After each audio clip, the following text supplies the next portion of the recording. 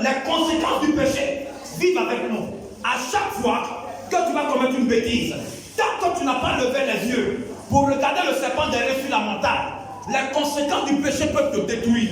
Le temps est arrivé pour que tu puisses lever les yeux sur la montagne afin de demander pardon à Dieu pour ce que tu as fait de mauvais. La Bible nous dit quoi? La responsabilité de l'homme était maintenant de regarder au ciel, là où il y a le serpent derrière. La responsabilité des enfants d'Israël était de lever les yeux pour regarder sur la montagne. Le serpent était sur la montagne. Le serpent était placé là sur la montagne.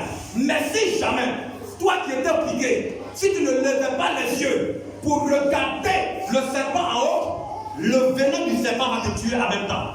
Bien aimé frère, deux personnes pêchent dans ce camp-là. Les deux personnes ont fait le même péché. Si un lève les yeux et regarde sur la montagne, automatiquement le serpent qui l'a piqué là, le venin est neutralisé. Mais si l'autre baisse la tête, qui ne lève pas les yeux sur la montagne, lui, il meurt du venin du serpent. En un mot, deux personnes peuvent pécher. Mais celui qui va à la repentance, il vit. Mais celui qui ne va pas à la repentance, la conséquence du péché le tue. Écoutez-moi très bien. Ce serpent qui a été fait par Moïse est placé sur la montagne. Bien aimé, était le symbole de Jésus-Christ qui est mort à la croix de Golgotha, au mont Golgotha. Bien aimé, de sorte que, quel que soit ce que tu as fait de mauvais, si tu lèves les yeux et que tu regardes Jésus sur la croix, automatiquement, les conséquences du péché s'arrêtent en même temps. Lis cette parole avec moi, lis cette parole. Jean 3, verset 14. Et comme Moïse éleva le serpent dans le désert, il faut de même que le Fils de l'homme soit élevé. Il faut de même que le Fils de l'homme soit élevé. Afin que quiconque croit en lui ait la vie éternelle. Car Dieu, merci. La même façon que le serpent a été planté sur la montagne, pour que tout hébreu qui est piqué par un serpent puisse regarder la montagne et recevoir la rédemption, le pardon de son péché, c'est de cette même façon que Jésus a été cloué à la croix de Golgotha. De sorte que, quel que soit ce que tu as fait de mauvais, si jamais tu te répands, tu demandes pardon à Dieu, la Bible nous dit que le pardon du péché viendra de la croix pour pouvoir neutraliser les conséquences du péché. Je ne sais pas les conséquences de quel péché tu es en train de vivre. Je ne sais pas ce que tu es en train de subir. Mais je veux te dire que la Bible nous dit que quel que soit ce que tu es en train de vivre en ces moments, quel que soit ce que tu as fait de mal en ces moments, si jamais tu lèves la tête et que tu regardes à la croix de Jésus pour demander pardon pour ce que tu as fait, la Bible dit que la rédemption descend de là-bas et ça t'atteint et ton péché est automatiquement pardonné. Bien aimé frère, quand le serpent te pique, tu baisses la tête sur le fait de la douleur. Bien aimé frère, mais ta responsabilité est de lever la tête et de regarder là-bas sur la montagne le serpent derrière que Moïse a placé là-bas à la montagne. Et dès que tu regardes ce serpent derrière, le venin du serpent qui montait est coupé automatiquement. Et le serpent, le venin repart en arrière. Et le venin ne peut pas te tuer. Mais si jamais tu n'as pas levé la tête, le venin va monter et le venin va arrêter ton cœur. Voilà la chose. Ta responsabilité est de te repentir. Et la responsabilité de Dieu est d'envoyer la rédemption et le pardon de ton péché. Dieu n'enverra pas le pardon du péché tant que tu n'étais pas encore repenti. Quel que soit ce que tu as fait, le sacrifice de Jésus à la croix est capable de te pardonner pour ce que tu as fait. Bien aimé, écoute-moi très bien. La Bible nous dit que le sacrifice de Jésus est parfait. C'est un sacrifice parfait. C'est un sacrifice parfait. Il n'existe aucun péché que le sang de Jésus ne peut pas pardonner. Il est capable de pardonner n'importe quel péché. Mais toi, ta part, c'est quoi? C'est de te repentir. C'est-à-dire de lever les yeux pour regarder le serpent derrière. Qu'est-ce que tu as fait de mal? Ton Dieu ne te rejette pas. Qu'est-ce que tu as fait de mauvais? Jésus ne te rejette pas. Si Dieu lui-même t'a pas tué, c'est pas moi qui vais te tuer. Si Dieu même t'a pas tué, c'est pas la police qui va te tuer. Dieu a décidé de ne pas te tuer. Aidez la soeur qui est là. Bien-aimé, la seule chose que Dieu te demande, ne reste pas dans la même position dans laquelle tu es. Ne reste pas dans la même bêtise que tu faisais. Ta responsabilité est de lever la tête pour regarder le serpent derrière. Et ce serpent derrière, c'est Jésus de Nazareth. Ce serpent d'airain, c'est l'éternel Dieu de gloire. Ta responsabilité est de lui dire, Seigneur, je te demande pardon pour ce que j'ai fait de mal. Jésus ne te tue pas. La Bible nous dit que Jésus n'est pas venu pour juger le monde, mais il est venu pour sauver le monde. Quelle que soit la bêtise que tu as faite, même si tu as tué l'homme, quel que soit le mal que tu as commis, la seule chose que Dieu te demande, c'est de te repentir, de lever les yeux vers la montagne pour regarder le serpent d'airain qui est Jésus de Nazareth. Ne gardez pas ce que vous avez fait de mauvais en vous sans demander pardon à Dieu. Le temps de la repentance est arrivé. Le temps où il faut que tu demandes pardon à Dieu est arrivé. Le Dieu que tu sais, le Dieu en qui tu as cru, est un Dieu miséricordieux. Dieu ne regardera pas ton péché à toujours. Dieu ne te condamnera pas pour toujours. Je vais te dire ce matin, quel que soit le tort que tu as commis, quel que soit le mal que tu as fait, le Dieu que tu pries est prêt pour te pardonner. Timothée, alors dans 1 Jean 1, 1 Jean 1, 7. Il y a des gens qui disent, Dieu ne peut plus me pardonner. Ce que je fais est trop mal. Ce que je fais est trop mauvais. Donc Dieu ne peut plus me pardonner. Bien-aimés frères, bien-aimés sœurs, le sang de Jésus est efficace pour pardonner n'importe quel péché. Combien d'avortements as-tu fait? Combien d'hommes as-tu tué? Combien as-tu volé? Comment as-tu menti? Qu'est-ce que tu as fait? Quelle hypocrisie as-tu commis? Quelle immoralité as-tu fait? Ce matin-là, si tu reconnais et que tu demandes pardon à Dieu, tu ressortiras de ce temple-là blanc comme la neige, totalement blanc comme la neige. La Bible nous dit dans Ésaïe chapitre 1, verset 18, que même si ton péché est noir comme le cramoisi, Dieu peut te rendre plus blanc que la neige.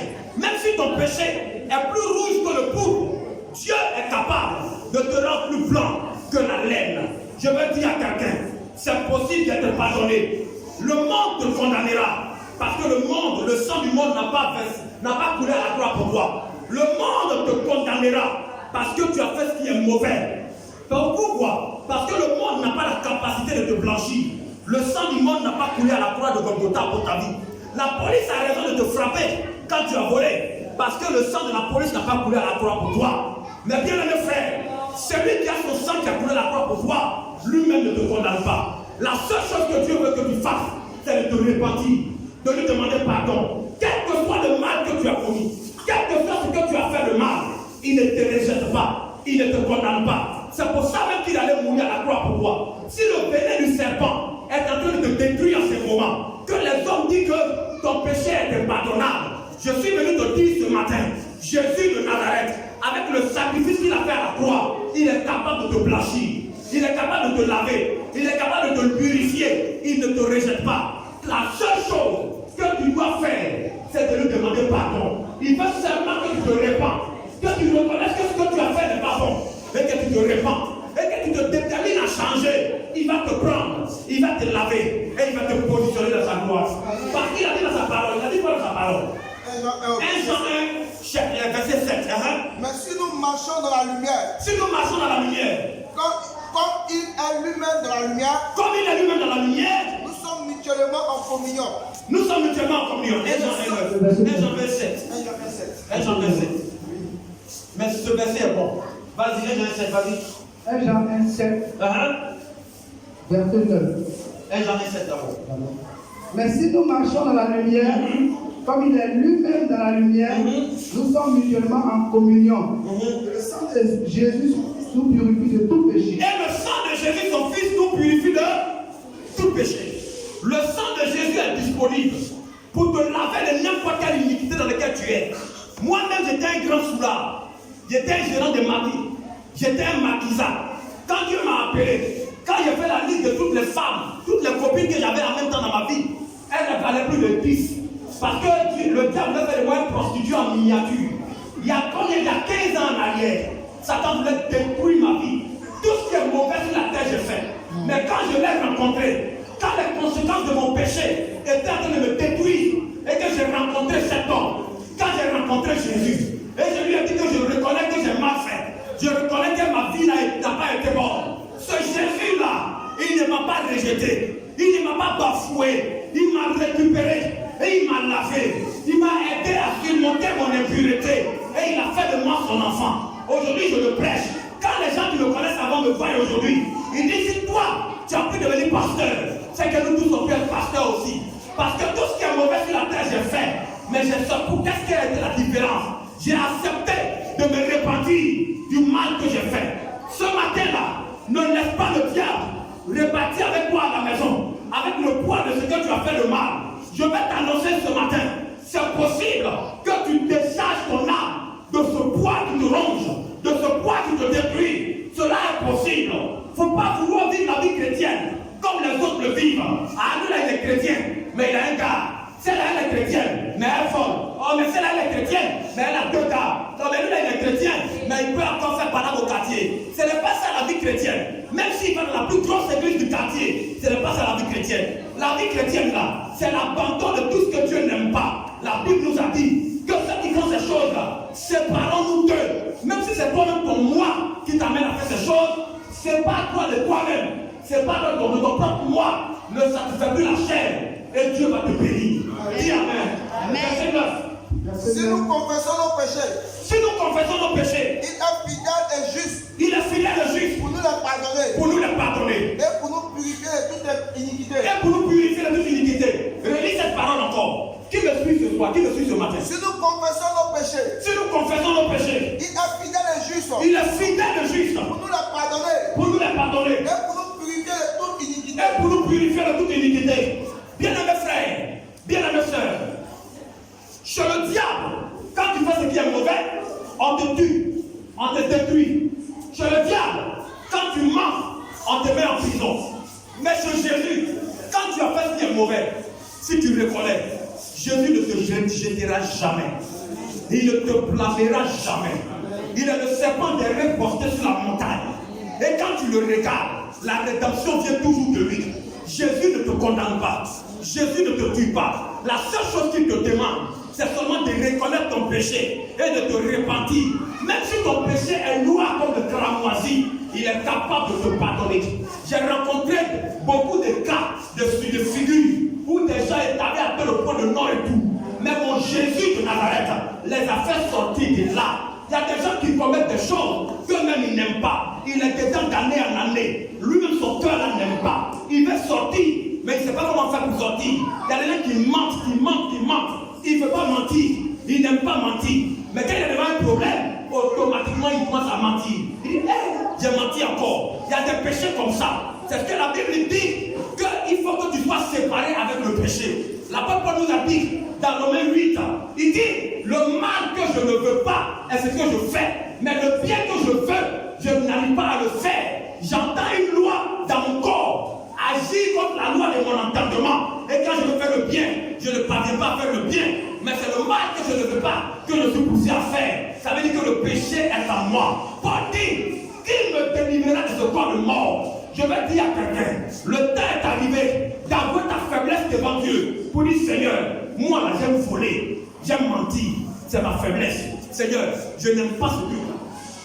Aujourd'hui là, je veux que tu m'aides. Je veux quitter dedans, Seigneur. Je n'ai pas de force pour quitter dedans. Bien-aimés frères, bien-aimés sœurs.